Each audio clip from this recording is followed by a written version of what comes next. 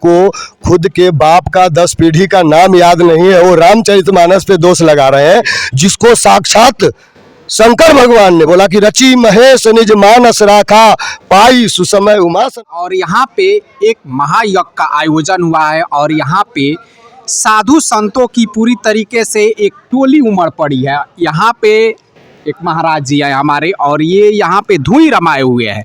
जैसा कि आप सभी वीडियो में देख सकते हैं कि ये पूरा जो धुआं है वो उठता है और उसी के बीच में ये बैठे हुए हैं। कैमरे की नज़र से भी कभी कभी ओझल हो जा रहे हैं। अब हम इनसे जानने की कोशिश करते हैं कि आखिर ये कौन सी तप है, ये क्यों करते हैं और ये कहाँ से आते हैं। बाबा जी सबसे पहले सर्वप्रथम जय श्री राम। जी जी जी। मैं आप लोगों के बीच में राजस्थान से आया हूँ जी। तो ये हम लोगों का साधु महात्मा का तपस्या होते हैं। जैसे शुरुआत जो है ये पंचधुनी से होती है, तो पंचधुनी 3 साल तपा जाता है, फिर सप्तधुनी तपा जाता है, फिर द्वादश धुनी होते हैं, द्वादश धुनी में 12 जगह लगाते हैं, सप्तधुनी में 7 जगह लगाते हैं, फिर उसके बाद में 84 धुनी होते हैं, 84 धुनी मतलब 84 जगह पे कंडा रख के और उसमें चारों तरफ या गोईठा रख के वहाँ पे जो और अग्नि दिया जाता है।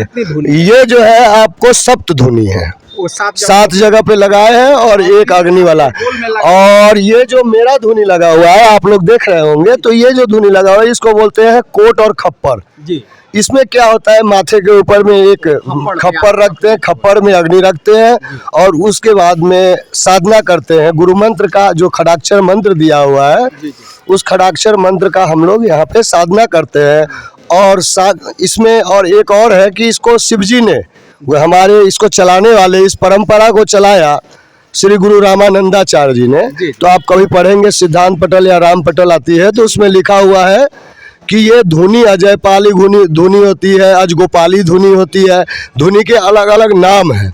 जैसे आप नाथ परंपरा में भी देखेंगे कि 1 महीने के लिए वो लोग धुनी तपते हैं। तो वो जो धुनी तपते हैं वो थोड़ा बड़ा ऊंचाई से लेके ज़्यादा दूर में लेके और उनका जो स्पेस होता है वो थोड़ा बड़ा होता है। मान लीजिए कि 10 मीटर 15 मीटर का स्पेस लेके और वो चारों तरफ गोईठा 5 पंचधुनी का लगा के तपते हैं। रस्सी के अंदर दूसरा कोई नहीं जा सकता। इस रस्सी के अंदर कोई दूसरा इसीलिए नहीं जा सकता है कि इससे एक एनर्जेटिक एटमॉस्फेयर बनता है।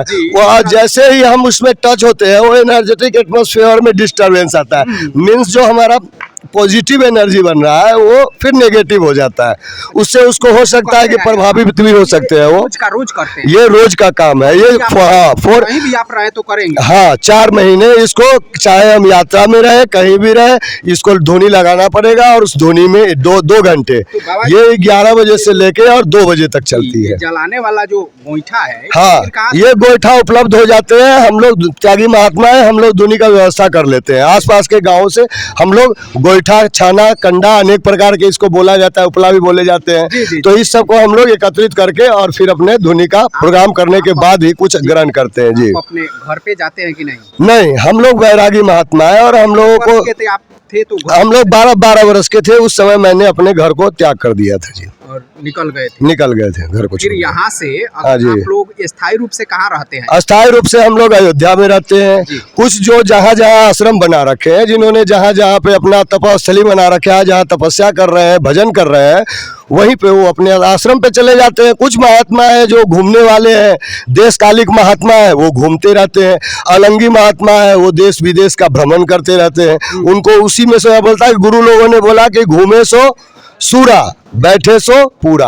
अच्छा बाबा जी, एक बात बताइए, आपके बदन पे एकमात्र रस्सी है। हाँ। एक छोटा सा एक लंगोट। हाँ जी। तो आप ऐसे ही क्यों रहते हैं? ऐसे इसलिए रहते हैं कि हमारे त्यागी परंपरा में चला आ रहा है कि योग साधना यही है कि शर्म जो हमारे भीतर में अहंकार है, रजोगुण है, उस रजोगुण को, तमोगुण को, उसको त्याग करके और सात्विक वृत्ति को धारण करना है। तो सात्विक क्या होते हैं? हम लोगों का परंपरा चला है सनक, सनंदन, सनातन, सनत कुमार। ये 4 भाई थे जो ब्रह्मा जी के मानस पुत्र थे। इसी से हम लोगों का वैष्णव परंपरा, बैरागी परंपरा, हम लोगों का वैष्णव परंपरा वहीं से शुरुआत हुआ है। तो इस परंपरा के अंतर्गत में जो सनक सनंदन सनातन सनत कुमार थे वो 5 वर्षीय, हमेशा से ही वो 5 वर्ष के रहे हैं।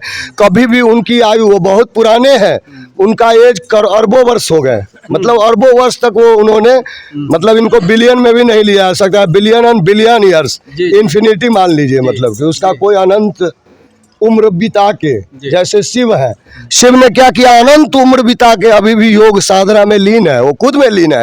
आत्मा रामो रमेति इति शिवा, जो जिसके आत्मा में राम का रमन हो रहा हो, हमेशा ही वो राम जी का ध्यान कर रहे हो, वो राम मंत्र चल रहा हो, उसी का नाम शिव है। जी, आपको कभी ऐसा नहीं हुआ कि हमारा भी घर परिवार हो, हम भी उस दुनिया में रहें जिस तरह से अन्य लोग? अगर हम अगर संत नहीं बनेंगे तो हमारे भारत का सनातन परंपरा कैसे बचेगी?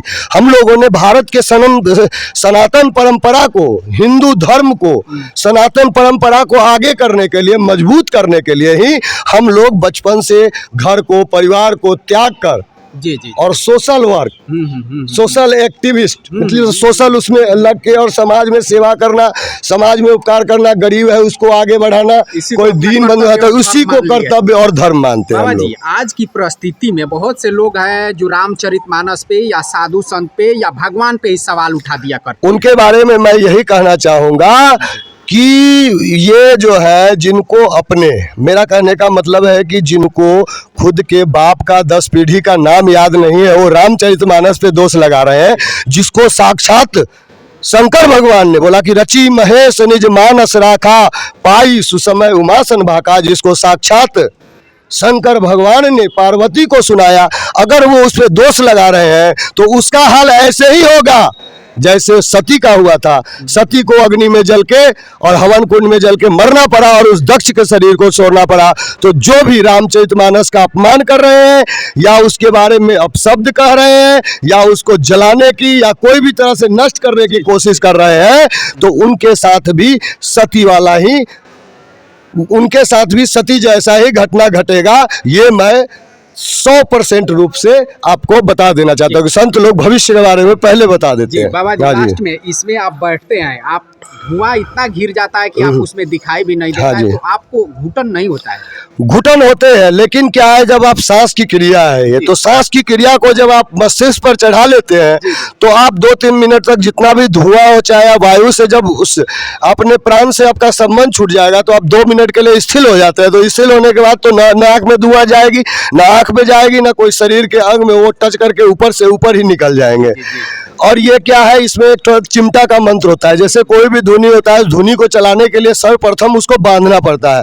तो बांधने का चिमटा का मंत्र बोल के, अगर जैसे चिमटा का मंत्र बोल के अगर आप धुनी को बांधोगे तो आपको जो वो धुआं है वो आपको नुकसान नहीं कर सकते, आपके शरीर पे अटैक नहीं कर सकते। चाहे बाय द वे अगर कहीं आपने ऐसे जगह पे लगा लिया धुनी जहाँ पे कि बहुत तेज आंधी आ रहे हैं, तो उस समय में अगर आप उसको बांध के रखोगे तो वो अग्नि की लपटें जो है आपके शरीर को नुकसान नहीं करेगी, जलाएगी नहीं तो अन्यथा वो आपके शरीर को जला के खाक कर देगी, मतलब जला देगी, जगह जगह पे आप बर्न हो जाओ, जल जाओगे। लास्ट में आप सनातन धर्मियों से क्या कहेंगे? सनातन धर्मियों से मैं यही अनुरोध करूंगा कि अपने संत महात्माओं का सम्मान करें, बड़े बुजुर्गों का सम्मान करें और अपने धर्म, जिस इस पे ये टिका हुआ है, जिस पे पृथ्वी टिका हुआ है, उस धर्म को मजबूत बनाने के लिए ज़्यादा से ज़्यादा आप लोग जो है रामचरितमानस का पठन पाठन पूरे संसार में, पूरे विश्व में, और हनुमान चालीसा, हनुमान जी से बड़ा चारों युग प्रताप तुम्हारा, और हनुमान चालीसा का ज़्यादा से ज़्यादा मात्रा में जगह जगह पर आप लोग हनुमान चालीसा का पाठ करें। और इस देश को आगे बढ़ाने के लिए आप लोग जहाँ भी अपने घर के चारों तरफ अगर सुंदरता चाहते हैं और चाहते हैं, जैसे कोरोना वायरस महामारी, इससे बहुत लोग बहुत परेशान हुए, लेकिन मैं कहना चाहता हूं कि इस रिएक्शनों को आप रोकना चाहते हो तो अपने घर में गोबर है आपके, उस गोबर से चौका लगा देते हो। पहले के लोग बहुत बड़े साइंटिस्ट हुआ करते थे, जैसे पौराणिक सभ्यताएं थी, उस पौराणिक सभ्यताओं में लोग गोबर का पहले कुटिया बनाया करते थे। तो इससे क्या होता था कि जो रिएक्शन होता था ऊपर से, जो कुछ ऐसी भी किरणें हैं सूर्य से निकलती है, ओजोन लेयर से, अभी ओजोन लेयर में छेद हो चुका है, तो उससे जो नुकसान प्रदायक जो किरणें निकलती है, उस किरणों से, अल्ट्रावायलेट किरणें बोलते हैं उसको, तो उस किरणों से हमें वो बचाव देता है। जैसे हम ये धुनी लगाते हैं तो ये क्या है, एक प्रोटेक्शन दे रहा है इस जगह का, आसपास के वातावरण को, बैक्टीरिया मुक्त कर रहा है, मीन्स कोई भी वायरस से उस जगह को मुक्त कर रहा है। तो इसीलिए और मैं साइंटिस्टों को भी कहूँगा कि गोबर के बारे में और इनको शोधन करने का जरूरत है, क्योंकि पहले के भी साइंटिस्टों ने शोधन किए थे और साइंटिस्ट का नाम ही साधु ही साइंटिस्ट थे। तो उन्होंने जो जो ज्ञान बताया उनको वो रिसर्च कर रहे हैं। तो मैं कहना चाहूँगा कि गोबर पर अगर ज़्यादा रिसर्च किया जाए तो हो सकता है कि एक दिन ऐसा आएगा कि परमाणु बम का भी इजाद इस गोबर से ही खोज लिया जाएगा। जय श्री राम। सभी अगर आसपास के यहाँ कहीं के होंगे तो यहाँ पे आप सभी लोग पहुंचकर इस यज्ञ का आनंद ले सकते हैं। बड़ा ही मनोरम यहाँ का दृश्य है, बड़ा ही मनमोहन और मनोरम यहाँ का दृश्य है। चारों तरफ देखिए, और ये जो बाबा हैं धुई रमा चुके हैं, और यहाँ पे हम आप सभी को दिखा देते हैं बाबा जो हैं इन लोगों का खाना वगैरह बन रहा है। यहाँ पे बहुत से संत महात्मा हैं जो खाना वगैरह आप सभी देख सकते हैं। यहाँ पे सभी जो महात्मा हैं ये लोग, और यहाँ पे इन्हीं लोगों द्वारा भोजन भी बनाया जा रहा है। आप सभी कमेंट बॉक्स में हमें कमेंट करके ज़रूर बताइएगा कि ये वीडियो आप सभी को कैसा लगा, कितनी ज्ञानवर्धक है ये हमारी वीडियो। हम फिर मिलते हैं अगले वीडियो में।